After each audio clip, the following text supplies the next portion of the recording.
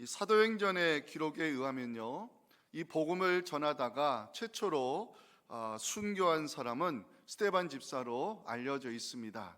스데반 집사가 순교 당한 날, 그 순교의 피가 흘리던 날, 그 현장에는 사울이 증인으로 있었고요, 예루살렘에 있는 초대교회에 큰 박해가 일어나 성도들이 흩어지는 장면이 사도행전 8장 1절에 기록이 되어 있습니다. 사울은 그가 죽인 당함을 마땅히 여기더라. 그날에 예루살렘에 있는 교회에 큰 박해가 있어 사도 외에는 다 유대와 사마리아 모든 땅으로 흩어지니라. 아멘. 흩어짐, 이것으로 교회가 끝난 것이 아니었습니다. 흩어짐은 복음의 물결이 예루살렘과 유대를 넘어 사마리아로 들어가는 계기가 되었고요, 흩어진 성도들이 안디옥까지 가서 말씀을 전하여 많은 사람들이 죽게 돌아오는 구원의 역사가 일어났다고 사도는 11장 19절부터 성경은 우리에게 보여주고 있습니다. 그때 스데반의 일로 일어난 환난으로 말미암아 흩어진 자들이 베니게와 구브로와 안디옥까지 이르러 유대인에게만 말씀을 전하는데, 그 중에 구브로와 구레네 몇 사람이 안디옥에 이르러 헬라인에게도 말하여 주 예수를 전파하니 주의 손이 그들과 함께 하심에 수많은 사람들이 믿고 죽게 돌아오는 구원의 열매가 맺혔습니다. 이 안디옥에 그리스도인들이 생겨났다는 소식을 들은 예루살렘 교회는요, 이 바나바를 보내게 되는데, 교회가 부흥하면서 바나바 혼자 감당할 수 없어서 사울을 불러서 함께 목회하는 장면이 사도행전 11장 24절부터 26절에 기록이 되어 있습니다. 바나바는 착한 사람이요 성령과 믿음이 충만한 사람이라. 이에 큰 무리가 죽게 더하여지더라. 바나바가 사울을 찾으러 다소에 가서 만남에 안디옥에 데리고 와서 둘이 교회에 1년간 모여 있어 큰 무리를 가르쳤고, 제자들이 안디옥에서 비로소 그리스도인이라 일컬음을 받게 되었다고 성경은 증거합니다. 훈련 목회의 결과 안디옥 교회는요, 건강한 믿음의 공동체로 성장을 하였고, 성령께서 바나바와 사울을 기독교 최초의 선교사로 파송하기 위해 따로 세우시고 안수하여 보내시는 장면이 사도행전 13장 2절부터 3절에 나옵니다.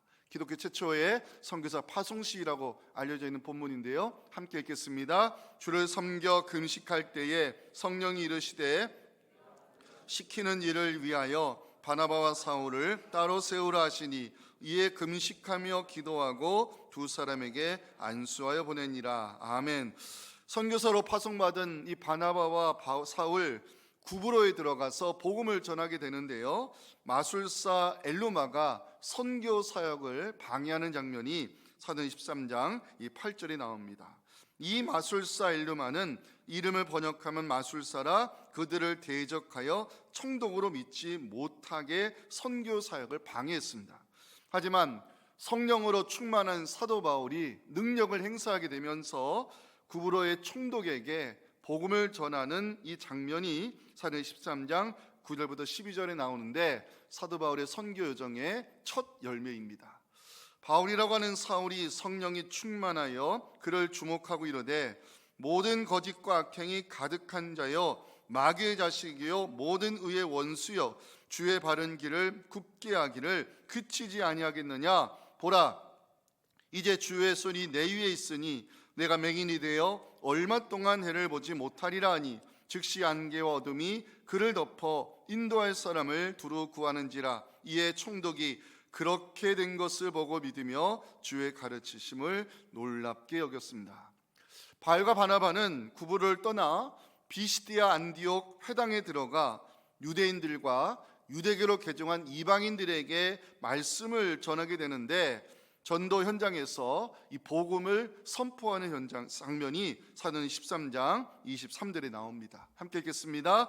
하나님이 약속하신 대로 이 사람의 후손에서 이스라엘 위하여 구주를 세우셨으니 곧 예수라.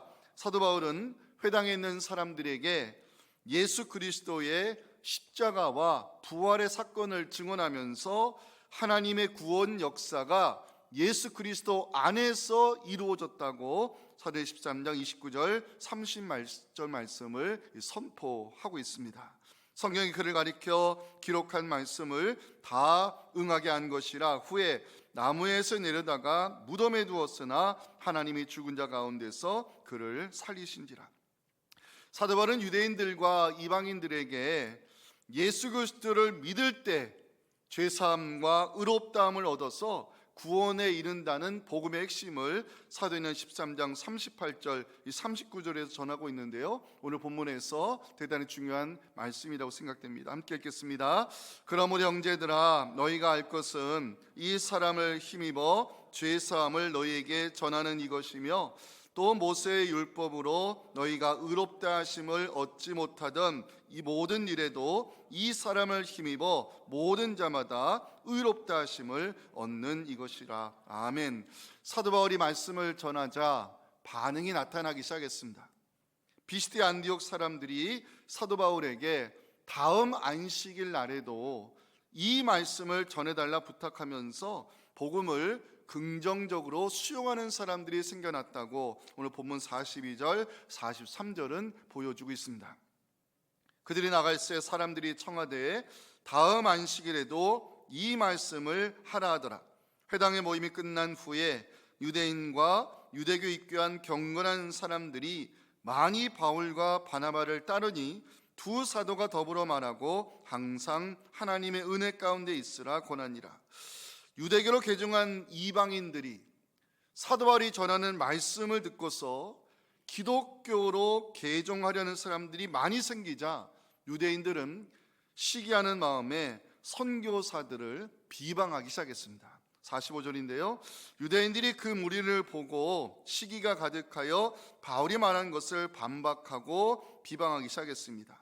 이 유대인들의 선동과 핍박으로 선교지에서 쫓겨날 수밖에 없었던 사도 바울은 복음의 물결이 이방인에게 흘러가는 것이 하나님의 섭리라고 선포하면서 하나님이 영생을 주시기로 작정된 자는 다 믿었다고 48절에서 선교 보고를 하고 있는데요, 참 중요한 기록입니다. 함께 읽겠습니다. 이방인들이 듣고 기뻐하여 하나님의 말씀을 찬송하며 영생을 주시기로 작정된 자는 다 믿더라. 아멘. 오늘 새생명 전도 축제를 앞두고 전도자에게 필요한 것이 무엇인지, 복음을 전하는 자가 알아야 될 것이 무엇인지 오늘 본문의 말씀을 중심으로 함께 말씀의 은혜를 나누겠습니다. 첫째 메시지 중요합니다. 함께 읽겠습니다. 복음을 전하기 위해서는 전도자의 지혜와 지식, 담대함이 필요합니다. 42절 보시겠습니다. 42절 보시면 이 말씀이라는 단어가 등장하고 있지요. 이 말씀, 사도 바울이 비스디 안디옥에 들어가 전했던 말씀인데요, 사도행전에 기록된 사도 바울의 첫 설교를 말합니다. 사도 바울이 전하였던 이 첫 설교를 분석해 보면요, 전도자에게 무엇이 필요한가를 배울 수가 있습니다. 자, 전도자에게 필요한 것 첫 번째, 지혜가 필요합니다. 사도 바울이 비스디 안디옥 회당에 들어가 말씀을 전할 기회를 가지게 됐는데요, 처음으로 했던 말이 있습니다. 처음으로 했던 말, 상대방을 존중하는 말이었습니다. 16절 보십니다. 바울이 일어나 손짓하며 말하되 이스라엘 사람들과 및 하나님을 경외하는 사람들아, 내 말을 들어보라고 이 사도 바울이 입을 엽니다. 회당, 그 지역의 종교, 사회, 문화, 공동체의 중심 역할을 하고 있었기 때문에 회당에 모이는 사람들은 대부분이 유대인들이었습니다. 사도 바울은 복음을 전할 때요, 일방적으로 선포하기보다는 말씀을 듣는 대상을 먼저 파악을 했고요, 그들을 존중하는 마음으로 이스라엘 사람들과 하나님을 경외하는 사람들아, 이렇게 부르는 것을 우리가 볼 수 있습니다. 상대방을 왜 존중해야 되는가? 상대방과 내가 공감대가 형성이 되지 아니하면 사람들이 마음을 열지 않기 때문입니다. 복음을 공격적으로 일방적으로 선포한다고 해서 사람들의 마음이 열리고 복음을 수용할까? 그런 일은 거의 일어나지 않습니다. 굉장히 어려운 일입니다.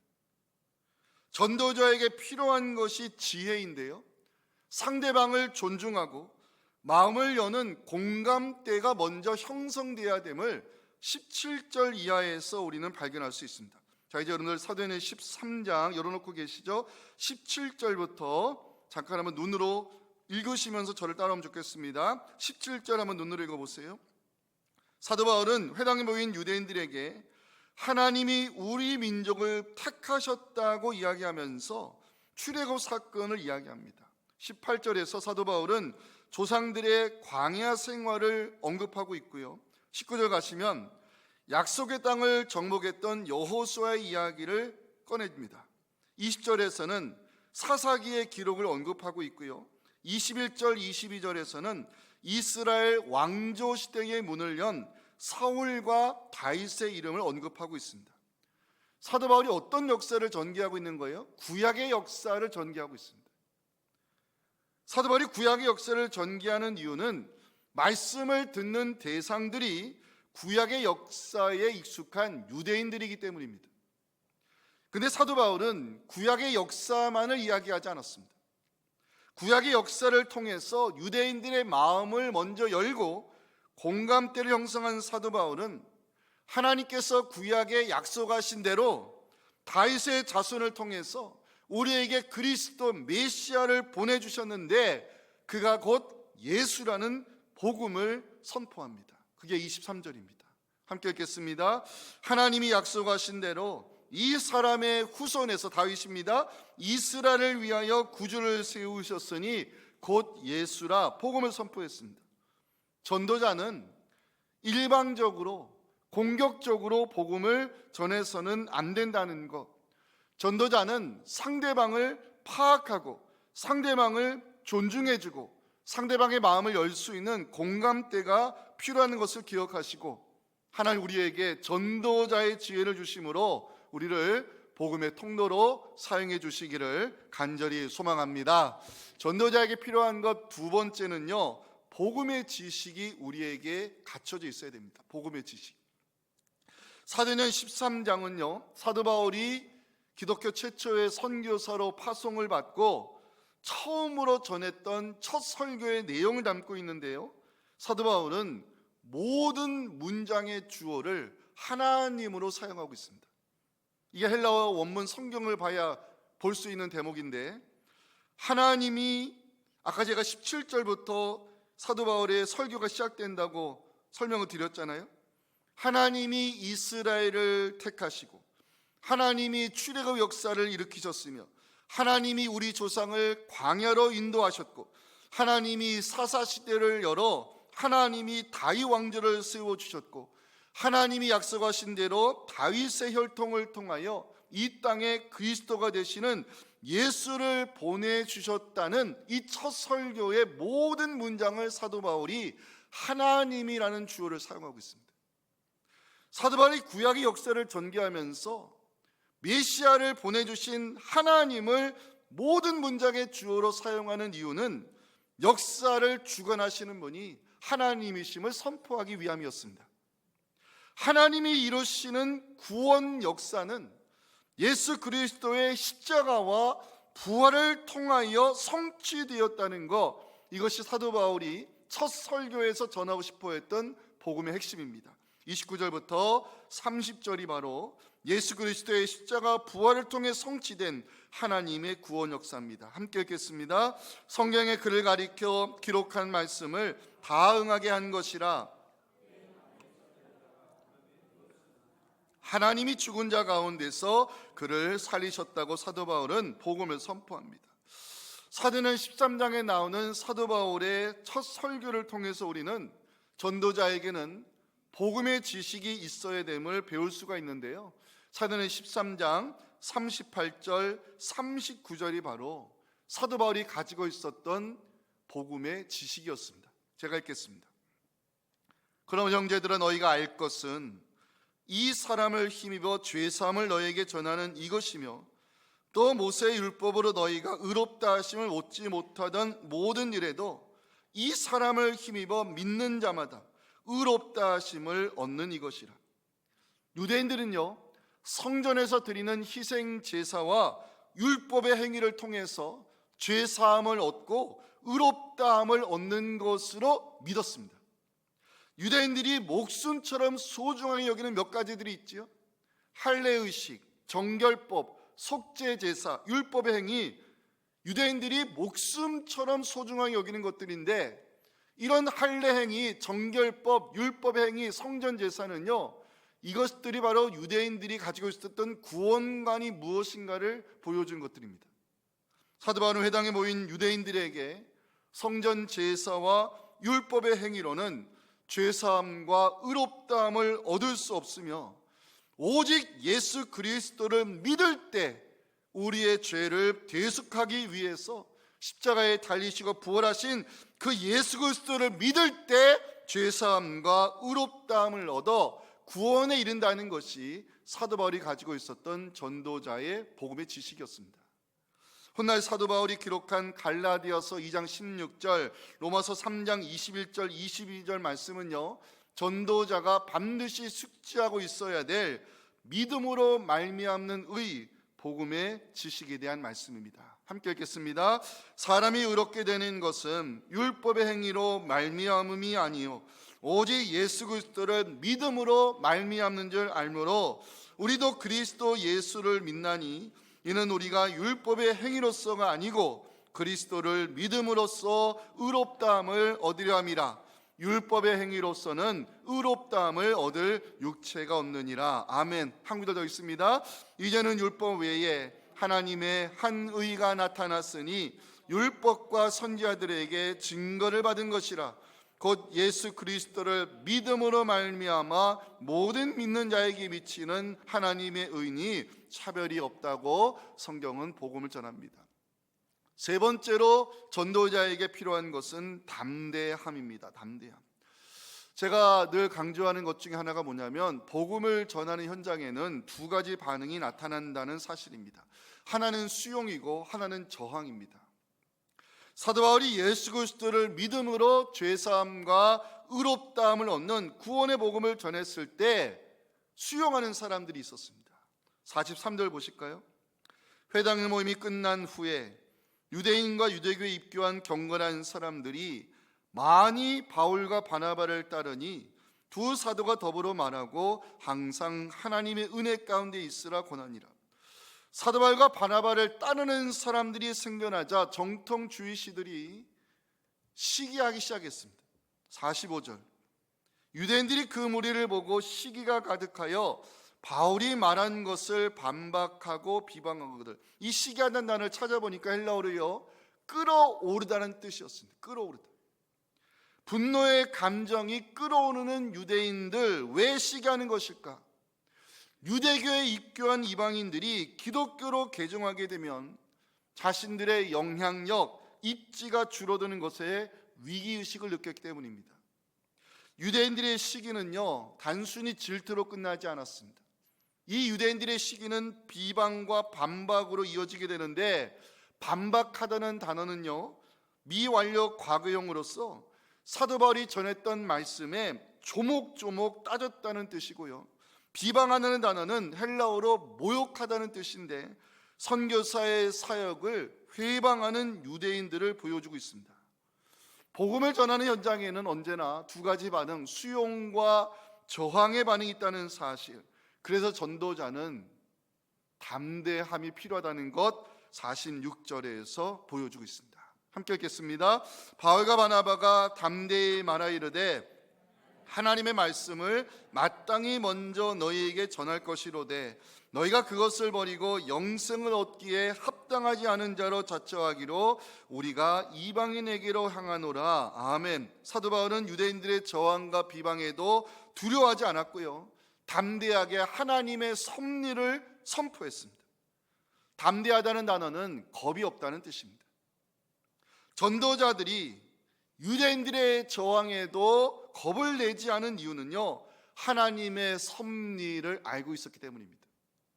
하나님은 유대인들이 복음을 수용하지 않을 것, 하나님 보내신 예수 그리스도를 메시아로 인정하지 않을 것을 알고 계셨고, 그래서 복음의 물결이 이방인에게로 흘러간다는 사실, 사도 바울은 하나님의 섭리를 알고 있었기에 유대인들의 저항에도 두려워하지 않았고 겁을 내지 않았고 담대할 수 있었습니다. 47절은요, 사도 바울이 하나님의 섭리에 따라 이방인의 사도로 부름받았음을 고백하는 장면입니다. 주께서 이같이 우리에게 명하시되 내가 너를 이방의 빛으로 삼아 너로 땅끝까지 구원하게 하리라 하셨느니라. 우리는 사도 바울의 이 선교 현장에서 전도자에게 필요한 것이 무엇인가를 배울 수 있습니다. 첫째, 전도자는 상대방을 존중하고 마음을 열 수 있는 공감대가 필요하다는 것. 전도자에게 지혜가 있어야 되고 복음의 핵심을 알릴 수 있는 지식이 있어야 한다는 것. 복음이 전해지는 현장에는 언제나 수용과 저항의 반응이 있다는 사실. 그래서 전도자는 하나님의 섭리를 믿고 담대하게 복음을 전해야 됨을 여러분 기억하시고, 우리 모두 지혜로운 전도자 되어서 하나님 예비하신 영혼들을 주님께로 인도하는 복음의 통로로 쓰임 받을 수 있기를 주님의 이름으로 축원합니다. 자, 우리 마지막 메시지입니다. 함께 읽겠습니다. 전도자는 하나님이 영생을 주기로 작정한 사람이 반드시 있음을 알아야 합니다. 자, 유대인들의 시기는 비방으로 선동과 박해로 나타나면서 결국 선교사들은 비시디 안디옥을 떠날 수밖에 없었습니다. 사역자들이 쫓겨나는 장면이 50절에 나오지요. 이에 유대인들이 경건한 귀부인들과 그 신의 유력자들을 선동하여 발과 바나를 박해하게 하여 그 지역에서 쫓아냈습니다. 자, 전도자들이 쫓겨났다면, 사역자들이 추방당했다면 그 지역에서의 선교 사역은 실패한 것인가? 그렇지 않습니다. 사도 바울과 바나바의 비시디 안디옥에서의 선교 사역은 성공적이었습니다. 왜? 전도자가 알아야 할 것이 무엇인가를 분명히 깨달았기 때문입니다. 이것만으로도 성공적으로 평가할 수 있습니다. 전도자가 알아야 될 것이 무엇인가? 첫 번째, 하나님의 예정론에 대하여 알아야 됩니다. 유대인들의 저항으로 선교사들이 비시디 안디옥에서 쫓겨날 때 사도 바울은요, 중요한 한 가지를 알게 되었습니다. 어느 곳이든 어느 현장이든 하나님이 영생을 주시기로 작정한 사람들이 있다는 사실 48절에서 증거하고 있습니다. 중요한 말씀입니다. 한번 읽겠습니다. 이방인들이 듣고 기뻐하여 하나님의 말씀을 찬송하며 영생을 주시기로 작정된 자는 다음이 따라, 죄송한데 이거 밑줄 그어주시면 좋겠어요. 영생을 주시기로 작정된 자는 다음이 따라. 사도 바울이 비시디 안디옥의 사역에서 깨달은 중요한 진리였습니다. 복음에 대하여 저항하는 사람들이 있는가 하면 복음을 수용하기로 예비하신 사람들이 있었다는 것입니다.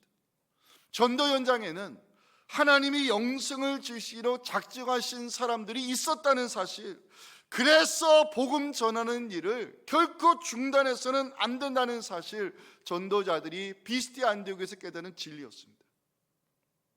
영생을 주시기로 작정된 자는 다 믿더라. 우리는 여기서 하나님의 예정과 택하심을 볼 수 있습니다. 누가 예수 그리스도를 믿어 영생의 축복을 소유할 것인가? 누가 복음을 수용해서 구원에 이를 것인가? 우리는 알 수 없지만요, 예정과 택하심의 주권이 하나님에게 있음을 전도자는 인정해야 됩니다. 전도자의 의무는 전하는 것일 뿐, 예정하시고 택하시고 구원의 길로 이끄시는 분은 하나님이십니다. 에베소서는 말씀합니다.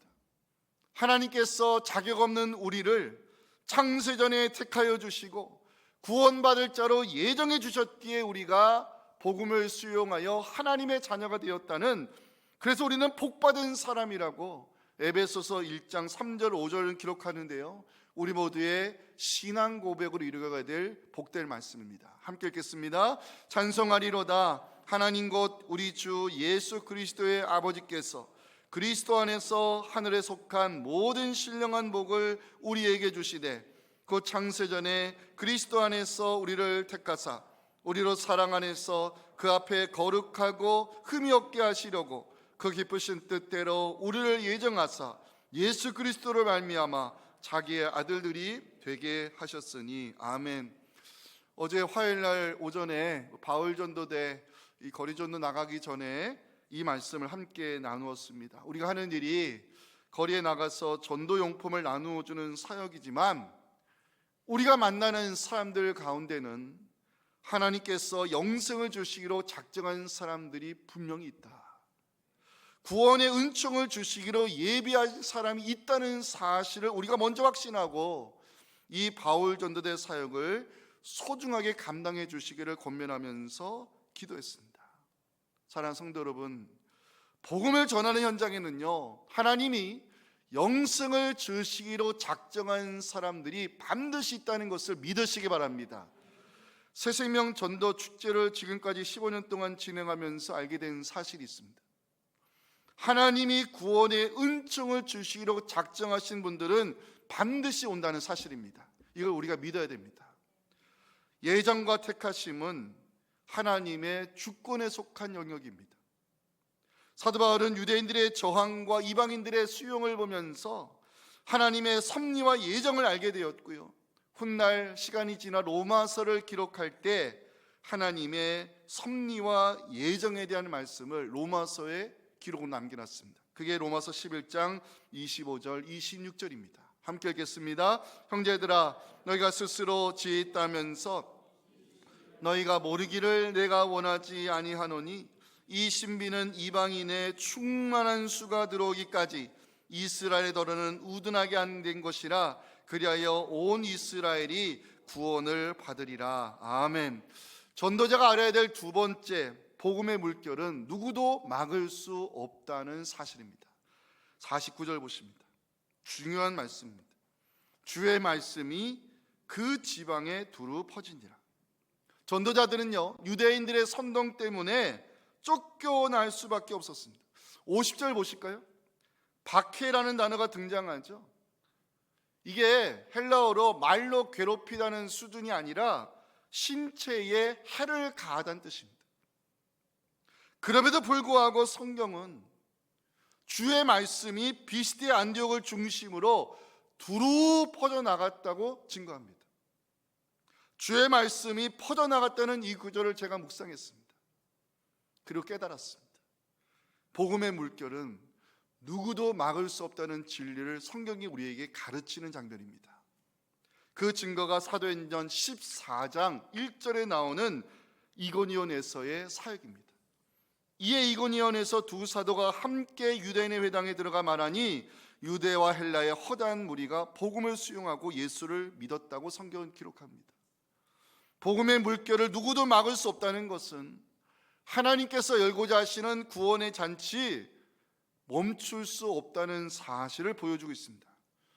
마태복음 22장에 가면요, 예수님이 혼인잔치 비유를 들어가지고 하나님이 열고자 하시는 구원의 잔치가 결코 멈추지 않는다는 진리를 가르치시는데, 마태복음 22장 8절에서 10절 말씀을 새생명 축제를 준비하는 우리에게 주시는 말씀으로 함께 읽었으면 좋겠습니다. 시작. 이에 종들에게 이르되 혼인잔치는 준비되었으나 청한 사람들은 합당하지 아니하니 내 거리 길에 가서 사람을 만나는 대로 청하여 오라. 한데 종들이 길에 나가 악한 자나 선한 자나 만나는 대로 모두 데려오니 혼인잔치에 손님들이 가득한지라. 아멘. 사랑하는 성도 여러분, 세상이 아무리 험악하고 힘이 있어 보여도 복음의 물결 막을 수 없음을 믿으시기 바랍니다.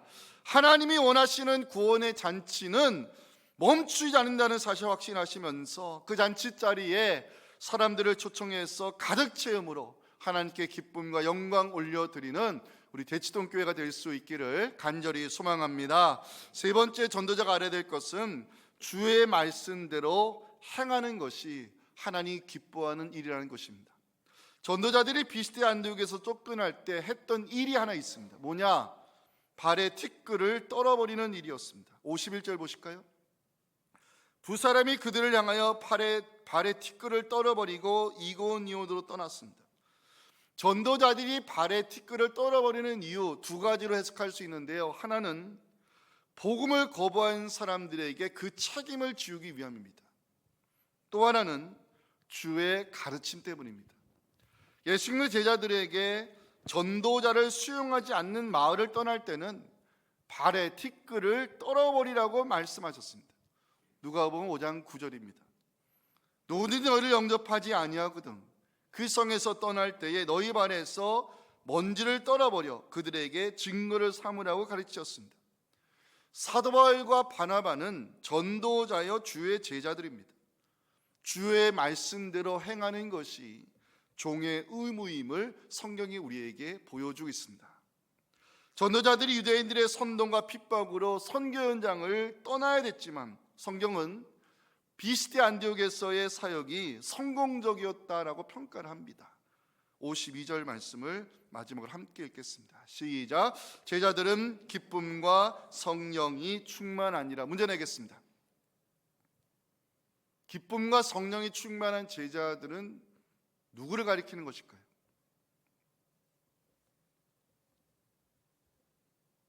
1번 바나바와 사도 바울, 2번 비스디아 안디옥에서 복음을 듣고 예수를 믿게 된 성도들. 몇 번일까요? 당연히 2번입니다. 여기서의 제자들은 사도 바울과 바나바의 수고와 헌신으로 복음을 수용하여 예수 그리스도를 믿게 된 비스디아 안디옥의 성도들을 가리킨다고 성서학자들은 이해합니다. 52절 말씀 다시 띄워주실까요? 이 말씀을 제가 묵상하면서 오늘 설교 제목을 하나님이 주시는 기쁨으로 정했습니다. 복음을 전하면요, 누군가는 하나님이 주시는 참된 기쁨, 전에 경험하지 못한 그 하늘의 신비한 영적인 그 감동을 성령을 통해서 경험하게 된다는 것을 성경 우리에게 가르치고 있습니다. 그럼 이 말씀을 뒤집어 보면 우리가 입을 다물고 복음을 전하지 아니하면 하나님이 주시는 기쁨과 성령이 주시는 그 감동을 누려야 될 사람들이 이 기쁨과 이 감동을 누릴 수 없게 된다는 것을 성경이 우리에게 역설의 진리로 가르치고 있습니다. 그래서 우리는 입을 열어 전해야 됩니다. 왜? 우리 주변에는 하나님이 이 기쁨, 영생을 주시기로 작정하신 영혼들이 우리 주변에 반드시 예비되어 있기 때문에 그렇습니다. 입을 열어 생명의 복음, 이 귀한 구원의 말씀을 함께 열심히 증거해서 그들로 하여금 하나님 주시는 기쁨, 하늘의 신령한 은혜를 맛볼 수 있는 이번 하나님 나라 새생명 축제 잔치가 될 수 있기를 주님의 이름으로 축원합니다.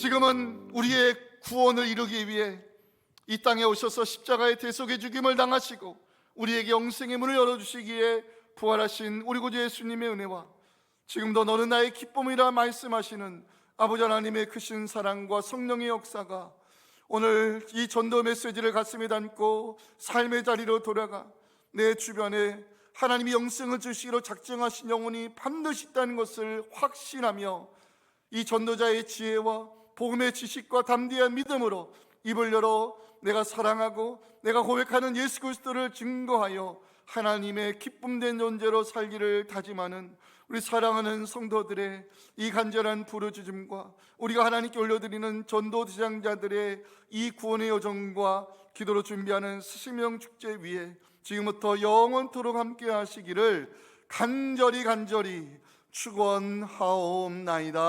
아멘.